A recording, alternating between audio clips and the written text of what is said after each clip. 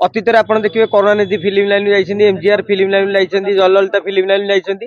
तेणु तांकर कल्चर अच्छी हिरो मान को जो लोकप्रियतार क्रेज आपण ओडिशा रे देखिए कहीदेला अवश्य किए खरा भावे तथापि पदुटे कहीदेवा ओडिशार हिरो माने टिके गोड़ाणिया हूँ जे आम खंडे टिकेट खंडे दिंतु किए टिकेट न पाले दल बदल दिंती किंतु साउथ रो हिरो माने ना से माने मागंतीनि से माने छड़ेकी नि कांग्रेस चाहूला ममता बानार्जी हारंतु वामपंथी चाहूले ममता बानार्जी हारंतु बीजेपी चाहूला ममता बानार्जी हारंतु माने आपण देखिए एमती एक निर्वाचन था विरोधी हूँ बा शासक माने जतक विरोधी ममता बानार्जी समस्त चाहूले सी हारंतु राहुल गांधी चाहूले ममता हारिला परे आमे पश्चिमबंग में आमर टे मजबूत हम स्थिति वामपंथी चाहिए जे ममता बानार्जी जो आम उठी पाइलुनि ये हारीगला आम पुणी उपरक उठू समस्ते जन को हरवा चाहिए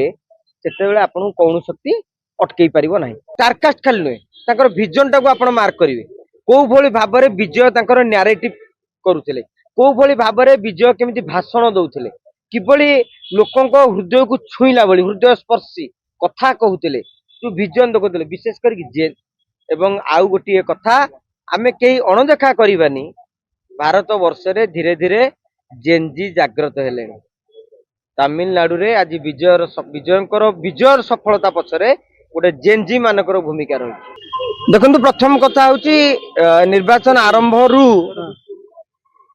केवल पश्चिमबंग उपर समस्त निघा था कहीं बाकी राज्यर फलाफल कौन हम उना अधिक समस्ते एक पाखिया भाव अनुमान करुले माने जदियो आपण देखिए आम परवर्ती समय आलोचना करवा पश्चिमबंगर घटना को नवा पश्चिमबंग में भारतीय जनता पार्टी एथर आग्रेसिव रणनीति करथला प्रथम कथाटी है मोदी आसीबा परे भारतीय जनता पार्टी क्याडर पश्चिमबंग में बढ़ी पश्चिमबंग में टीएमसी जितबार सबुठारु बड़ शक्ति थला एजेंसी माने आपण को यदि बुझेबी से अर्थ जो माने कि कर्मी बा नेता नुहंती किंतु सेमानक हाथ में भी 5,000 भोट अच्छी आप गाँ गहली भी देखिथे माने से गोटे ठिकादार टे से गोटे डीलर टे कि गोटे इन्फ्लुएंसर माने बिजनेसमैन टे से हाथ में भी 4,000 5,000 लाख भोट थाए से सब टीएमसी को समर्थन करमती पाखापाखि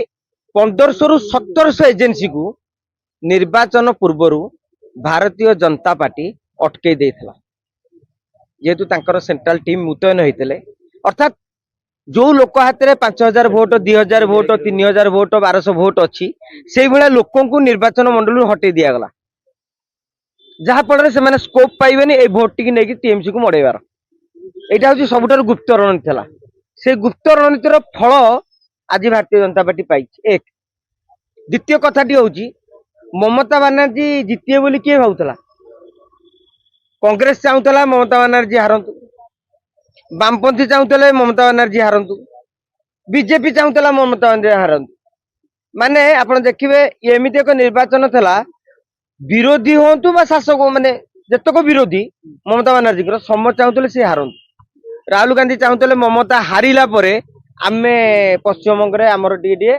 मजबूत हम स्थिति वामपंथी चाहिए जे ममता बानार्जी जो आम उठी पाइलुनि ये हारीगला आम पुणी उपरक उठू समस्ते जन को हरवा चाहिए से आपन कौन शक्ति अटकई पार ना आपड़ कहे जे पूर्वर ममता बानार्जी को हरवा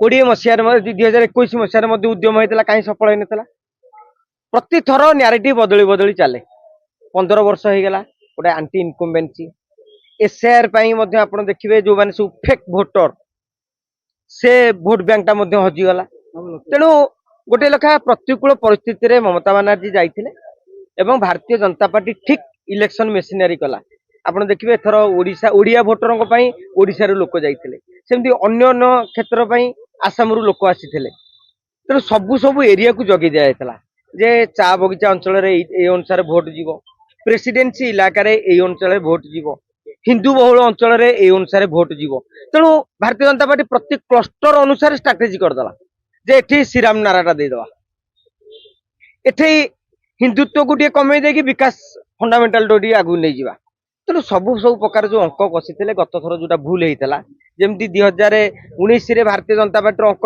ଭୁଲ ହେଇଥିଲା, 24 ଠିକ ହେଲା ବୋଲି ଓଡିଶାରେ ସରକାରକୁ ପଳେଇ ଆସିଲେ, ଅନୁରୂପ ଷ୍ଟାଇଲରେ ପଶ୍ଚିମବଙ୍ଗରେ ସେମାନେ ସରକାରକୁ ଆସିଛନ୍ତି। ଏବଂ ଆଉ ଗୋଟିଏ ବଡ ଫ୍ୟାକ୍ଟର ହଉଛି ଇଲେକ୍ସନ ରେ ତାମିଲନାଡୁ। ସମସ୍ତେ ଭାବିଥିଲେ ତାମିଲନାଡୁରେ ଡିଏମକେ ସରକାର ଗଢିବା ନିଶ୍ଚିତ। ଆପଣ ଯଦି ଦେଖିବେ ପ୍ରତି ଏକ୍ଜିଟ ପୋଲ କୁ ଗୋଟିଏ ଏକ୍ଜିଟ ପୋଲ କୁ ଛାଡିଦେଲେ ବାକି ସବୁ ଏକ୍ଜିଟ ପୋଲ କହିଥିଲେ ଡିଏମକେ ଉଡିକି ଆସୁଛି। କିନ୍ତୁ ମୁଁ ଆଜି କହିବି, ଆମେ ତ ଛାଡ, ଆମେ ତ ସେ ଅଞ୍ଚଳର ଲୋକ ନୁହଁ କି ସେଠି ପ୍ରଚାରକୁ ଯାଇନେ, ଷ୍ଟାଲିନ ବି ବୁଝିପାରୁନଥିବେ କଣ ଏମିତି ଘଟିଗଲା। ସରକାର ଗଢିବା ତ ଦୂରର କଥା, ସେ ନିଜେ 3 ନମ୍ବରରେ। ଟିଭିକୁ ମାତ୍ର ଗୋଟିଏ, ଆପଣ ଦେଖିବେ ଟିଭିକୁ ପ୍ରାୟ ସବୁ ଏକ୍ଜିଟ ପୋଲ ଦେଇଥିଲେ 5, 10, 15, 0 ରୁ 6 ଏମିତି ସବୁ ଦେଇଥିଲେ। କିନ୍ତୁ ଗୋଟିଏ ଏକ୍ଜିଟ ପୋଲ ଦେଇଥିଲା 98 ରୁ 120, ମୋର ଯାହା ମନେ ପଡୁଛି। ମୁଁ ଭାବୁଛି ସେଇ ଏକ୍ଜିଟ ପୋଲ ହିଁ ଠିକ ହେଇଛି। ଏବଂ ବିଜୟ ବି ଭାବିନଥିଲେ ଏତେ ଜୋରେ ବିଜୟ ସଫଳ ହାସଲ କରିବେ। ଏ କ୍ଷେତ୍ରରେ ଡିଏମକେ ସମର୍ଥନ କରୁଛି ଟିଭିକେ କୁ, ମାନେ ବିଜୟକୁ, ନା ଏଡିଏମକେ ସମର୍ଥନ କରୁଛି। ଏହାକୁ ନେଇକି ତାମିଲନାଡୁ ରାଜନୀତିରେ ମଧ୍ୟ ଆହୁରି ଗୋଟିଏ ହଲଚଲ ସୃଷ୍ଟି ହବ। ଆଉ ବାକି ଯୋଉ 3ଟି ଜାଗା ଆପଣ ଦେଖିବେ, ଆସାମ କଥା କୁହନ୍ତୁ, ଆମର କେରଳ କଥା କୁହନ୍ତୁ, ପଣ୍ଡିଚେରୀ କଥା କୁହନ୍ତୁ, ଯାହା ଏକ୍ଜିଟ ପୋଲ କଣ ପୂର୍ବରୁ ଯାହା ଆକଳନ କରାଯାଉଥିଲା ନିର୍ବାଚନର 4 ମାସ ପୂର୍ବରୁ ସମାନ ତରିକାରେ ଯାଇଛି। ପଶ୍ଚିମବଙ୍ଗରେ ବି ସେମିତି କିଛି ବଡ ବ୍ୟତିକ୍ରମ ହେଇନାହିଁ। କୁହାଯାଉଥିଲା ପ୍ରଥମ ଫେଜରେ 90 ରୁ 95 ସିଟ୍ ଏମାନେ ପାଇସାରିଥିଲେ ଭାରତୀୟ ଜନତା ପାର୍ଟି। ସେକେଣ୍ଡ ଫେଜରେ ଯଦି 50-60 ପାଇଥାନ୍ତି, ଜିତି ଯାଇଥାନ୍ତି, କିନ୍ତୁ ବହୁତ ଭଲ ଭୋଟ ପାଇଛନ୍ତି। ତାମିଲନାଡୁ ଦେଖେଇ ଦେଇଛି ଯେ ରାଜନେତା କେବଳ ତାରକା ନୁହନ୍ତି, ରାଜନେତାଙ୍କ ଠାରୁ ମଧ୍ୟ ସେଠାରେ ପ୍ରକୃତର ତାରକା ଆହୁରି ମଧ୍ୟ ଲୋକପ୍ରିୟ। ଅତୀତରେ ଆପଣ ଦେଖିବେ କରୁଣାନିଧି ଫିଲ୍ମ ଲାଇନ ଯାଇଛନ୍ତି, ଏମଜିଆର ଫିଲ୍ମ ଲାଇନ ଯାଇଛନ୍ତି, ଜୟଲଳିତା ଫିଲ୍ମ ଲାଇନ ଯାଇଛନ୍ତି। ତେଣୁ ତାଙ୍କର କଲଚର ଅଛି। ହିରୋ ମାନଙ୍କୁ ତାଙ୍କର ଯୋଉ ଲୋକପ୍ରିୟତାର କ୍ରେଜ, ଆପଣ ଓଡିଶାରେ ଦେଖିବେ, କହିଦେଲେ ଅବଶ୍ୟ କିଏ କାଳେ ଖରା ଭାବିବେ, ତଥାପି ପଦୁ ଟିକେ କହିଦବା। ଓଡିଶାର ହିରୋ ମାନେ ଟିକେ ଗୋଡାଣିଆ ହୁଅନ୍ତି ଯେ ଆମକୁ ଖଣ୍ଡେ ଟିକେଟ ଖଣ୍ଡେ ଦିଅନ୍ତୁ, କିଏ ଟିକେଟ ନ ପାଇଲେ ଦଳ ବଦଳେଇ ଦିଅନ୍ତି। କିନ୍ତୁ ସାଉଥର ହିରୋ ମାନେ ନା, ସେମାନେ ମାଗନ୍ତିନି, ସେମାନେ ଛଡେଇକି ନିଅନ୍ତି। ତେଣୁ ସେଇଟାକୁ କହନ୍ତି ଷ୍ଟାର କ୍ରେଜ। ସେମାନେ ଠାରୁ ଶିଖିବା ଦରକାର। ଷ୍ଟାଲିନ ଜଣେ ଛୋଟିଆ ନେତା ନୁହଁ, କରୁଣାନିଧିଙ୍କ ଲିଗାସି 4 ଦଶନ୍ଧି ଧରି ତାମିଲନାଡୁ ରାଜନୀତିକୁ ସେ ହାତ ମୁଠାରେ ରଖିଥିଲେ। ବିଜୟ ଆସିଲେ ଗୋଟିଏ ଝଡ ଇଲେକ୍ସନର 6 ବର୍ଷକୁ ପୂର୍ବରୁ ହେଇଛି, ତାରି ଭିତରେ ତାଙ୍କ କେସ୍ କରାହେଲା ତାଙ୍କ ନାଁରେ, ଯୋଉ ଦଳା ଚକଡା ଷ୍ଟାମ୍ପେଡ ମାମଲାରେ। ପରବର୍ତ୍ତୀ ଫିଲ୍ମ ରିଲିଜ କରି ଦିଆଗଲାନି, ତାଙ୍କ ସ୍ତ୍ରୀ ତାରି ଭିତରେ ବି ଡିଭୋର୍ସ ଆପ୍ଲାଏ କରିଦେଲେ। ମାନେ ହିସାବ କର କେତେ ବ୍ୟାକଫୁଟ ରହି ରହି ସେ କିଭଳି ଭାବେ ଫ୍ରଣ୍ଟ ଫୁଟ ରେ ଖେଳିଲେ।